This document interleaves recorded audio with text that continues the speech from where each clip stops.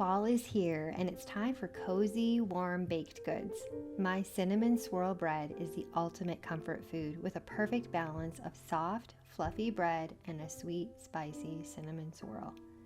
I've baked this dozens of times to nail that swirl to bread ratio and shaping for a stunning loaf that holds together, no splitting or oozing. It fits beautifully in a 9 by 5 inch loaf pan, and I've streamlined the process to make it easy for everyone.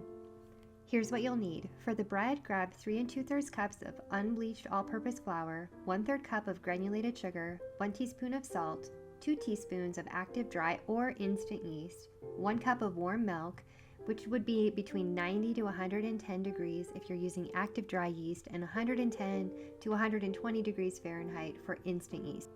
Use a probe thermometer to nail that milk temperature, and be sure to check your yeast brand for specific temperature recommendations, since that can change from brand to brand.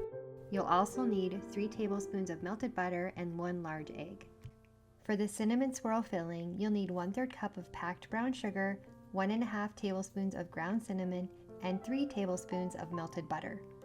If you're using active dry yeast, you'll need to proof it first. To do this, just pour 1 cup of warm milk into a small bowl with a pinch of sugar and your yeast. Stir it and let that sit for 5 to 10 minutes until it's foamy. You can proof instant yeast, but it's not required. Since I'm using instant yeast, I'll show you the quick method to make this bread.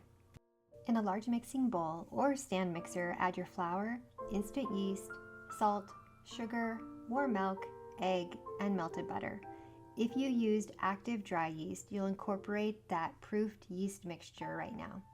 I like to swirl the dough hook a few times to start the mixing, but then you'll mix it until a soft, slightly tacky dough forms.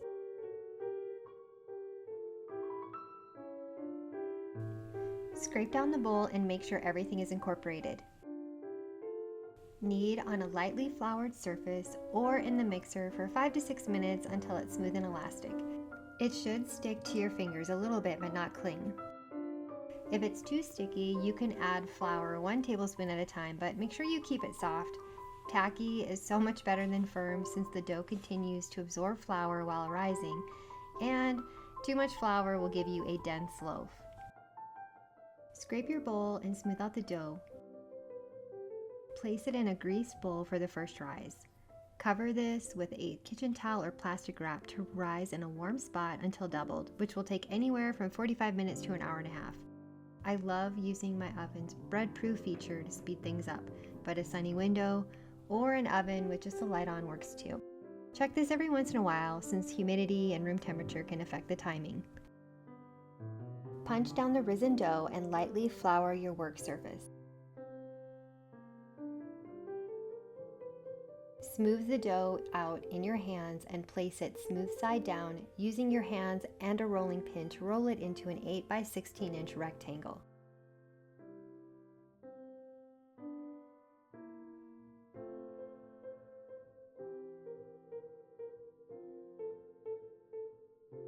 For the cinnamon swirl filling, mix 1/3 cup of packed brown sugar, 1.5 tablespoons of cinnamon, and 3 tablespoons of melted butter in a small bowl until it forms a slightly runny but spreadable filling.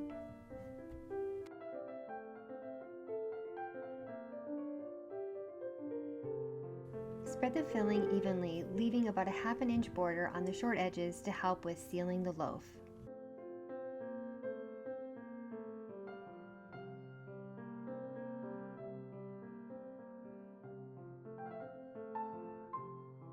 Starting from the 8-inch side, gently roll the dough without pulling it. This prevents weak spots that crack when baking. While I'm rolling, I want to share my #1 tip for a perfect cinnamon swirl bread. The upcoming second rise will make or break your loaf.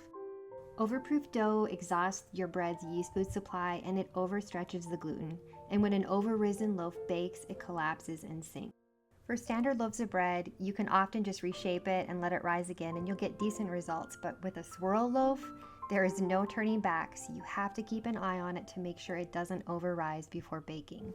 On the other hand though, an under-risen loaf will have too much oven spring when it bakes and you get cracked loaves, a distorted swirl, and cinnamon oozing out.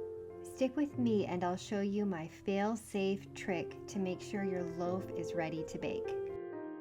Once you get to the end, just pinch the seam firmly to seal the loaf and place the log seam side down on a greased 9x5-inch loaf pan. Cover and let it rise anywhere from 30 minutes to an hour. Once it reaches the rim, you can preheat your oven to 350 degrees Fahrenheit. Here's my fail-safe tip to make sure your loaf is risen enough before you bake it. Just gently poke the risen loaf, and if the indent stays without springing back, it's ready to bake. Bake for 40 to 45 minutes until golden brown and the internal temperature hits 190 degrees Fahrenheit. If the top browns too quickly, just tent it with foil after about 25 to 30 minutes. Let the loaf cool in the pan for about 10 minutes and then transfer it to a wire rack to cool completely. I know it's tempting, but don't slice your bread until it's fully cooled to avoid a gummy texture and drying out the loaf. We love this bread so much, and I cannot keep it in our house. We have it just plain with butter, toasted, or for French toast. It is the ultimate fall bread. That's it for today. Thanks for watching, and subscribe for more cozy fall treats. Until next time, happy baking.